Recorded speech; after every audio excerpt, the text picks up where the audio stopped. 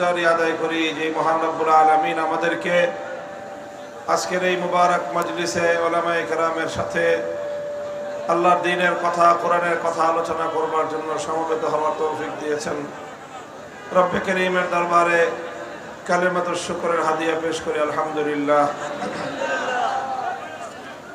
আমি আপনাদের সম্মুখে পবিত্র কোরআনে কারীমের সূরাতুল হজ্জের 41 নম্বর আয়াত খানা তেলাওয়াত করেছি।